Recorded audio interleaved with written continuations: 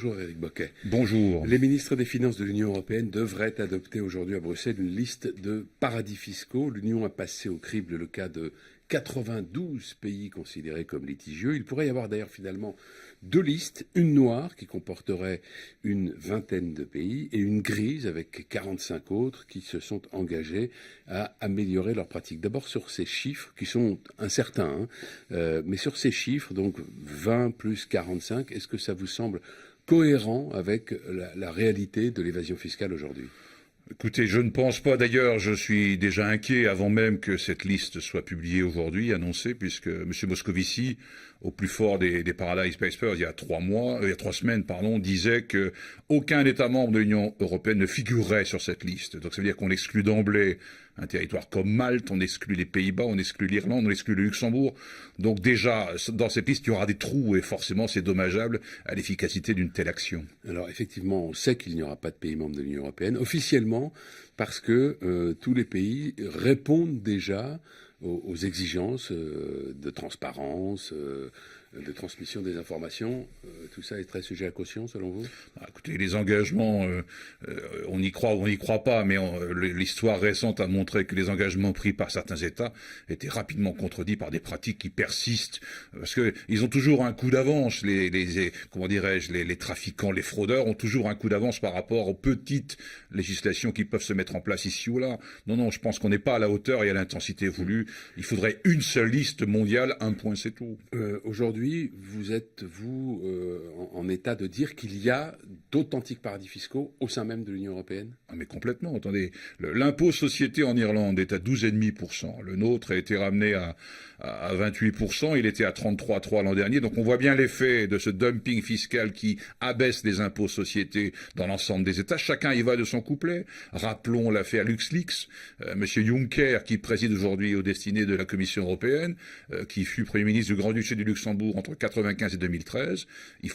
On en est où de l'affaire LuxLeaks? On a clarifié tout cela? Les cadeaux fiscaux, les rescrits qui ont été accordés à ces grands groupes, Ikea, Google et d'autres, Amazon, pour attirer chez soi les capitaux de ces grands groupes? Non, on est dans une guerre fiscale absolue. On est dans un espace de concurrence libre et non faussée, l'Union européenne. Et M. Juncker, qu'est-ce qu'il en pense de ces sujets? Lui qui a pratiqué l'évasion fiscale à grande échelle au niveau industriel dans son pays. L'ONG Oxfam, qui lutte contre l'évasion fiscale, a publié sa propre liste qui compte 39 pays, 35 non-européens et 4 européens. Et donc pour Oxfam, l'Irlande, le Luxembourg, Malte, les Pays-Bas sont aujourd'hui de véritables paradis fiscaux. Vous auriez signé cette liste? Complètement, oui, complètement. Je suis régulièrement les travaux d'Oxfam, on échange régulièrement, on se voit, et on est très nombreux à mener la bataille quelque part. Et Oxfam fait partie de ces gens qui se battent avec CCFD, Terre Solidaire et d'autres encore, attaquent. Oui, donc je signerai cette liste sans aucune hésitation, et elle est tout à fait pertinente en fonction des critères qu'ils ont établis. On ne sait pas encore exactement alors qu'il est ce qui sera publié, donc si ce sera une liste, si ce sera deux listes.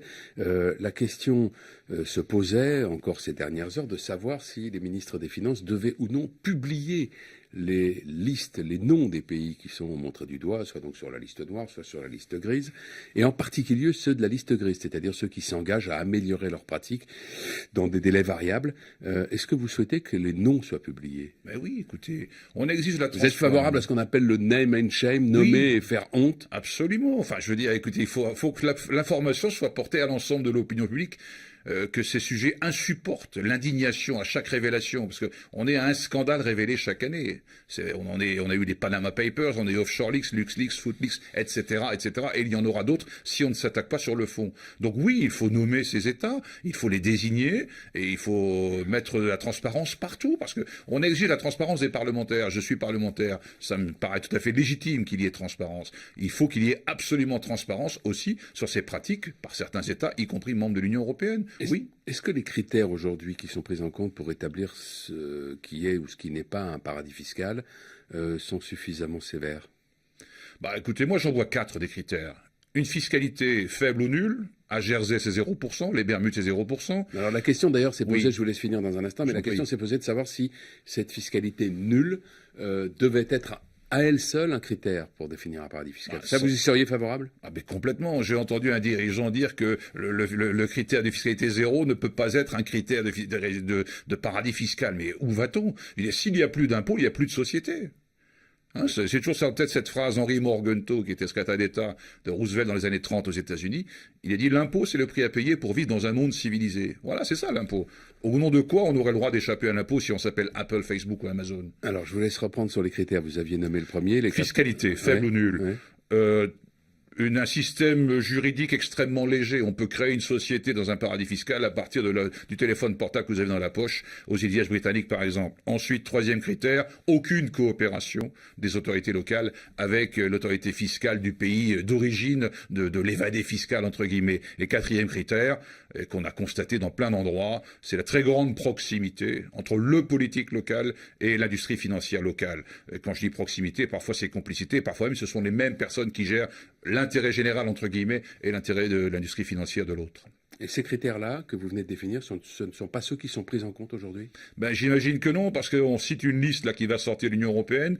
La liste française, vous savez combien d'États il y a dessus? Il y a 7 États reconnus par la France officiellement comme des paradis fiscaux. Il n'y a pas Jersey, il n'y a pas le Luxembourg, il y a eu le Panama qu'on a rétabli en catastrophe en 2016 quand l'affaire a éclaté. Les États-Unis en ont une autre, le GAFI en a une autre, l'OCDE en a une autre, et l'Union européenne encore une autre. Il faut une seule liste internationale unique avec des critères clairs. Donc la France n'est pas assez offensive dans ce dossier? Non, la France s'honorerait à être porte-drapeau dans cette bataille pour l'impôt et pour le vivre ensemble. Il y a aussi la question des sanctions et donc de leur nature aussi, qui fait débat et qui divise les membres de l'Union européenne. Le ministre luxembourgeois, par exemple, des Finances, estime que figurer sur une liste noire est déjà en soi une sanction extrêmement lourde.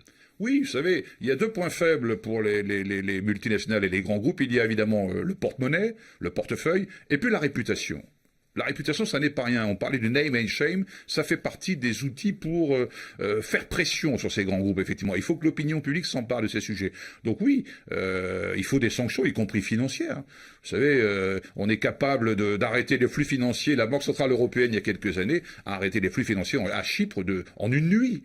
Il ne faut pas dire qu'on ne peut pas intervenir sur les flux financiers et interdire les flux en direction des paradis fiscaux. Ça, c'est une décision technique qu'il est possible de prendre. La question de l'évasion fiscale, elle revient régulièrement. Vous avez été vous-même rapporteur de 2 commissions d'enquête parlementaire au Sénat. La première qui portait sur précisément l'évasion fiscale internationale, l'autre sur le rôle des banques et des acteurs de la finance dans les systèmes d'optimisation et d'évasion.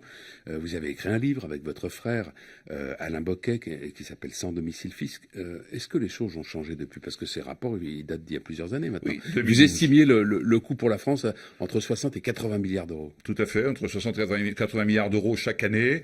C'est exactement le montant annoncé du déficit pour 2018. Vous imaginez, si on règle ça, on ne va pas régler ça en 6 mois, il ne faut pas se mentir. Nous pensons qu'il y a une génération de boulot. Mais s'il n'y a plus d'évasion fiscale, on n'a plus de problème de recettes. Et donc on n'a plus de déficit, on n'a plus de dette. On change complètement la donne pour changer la société. Donc les choses ont changé. L'opinion aujourd'hui ne supporte plus ces scandales. Mais maintenant il appartient aux politiques, avec un P majuscule, de s'emparer du sujet et de prendre les décisions pour mettre fin à ces scandales répétés, effectivement, mais de manière offensive, en exigeant la transparence, en exigeant l'harmonisation fiscale. Si on avait construit l'Europe il y a 60 ans en mettant ça comme objectif, aujourd'hui nous y serions. Nous sommes loin du compte. Merci Éric Bocquet, bonne journée. De rien, bonne journée à vous.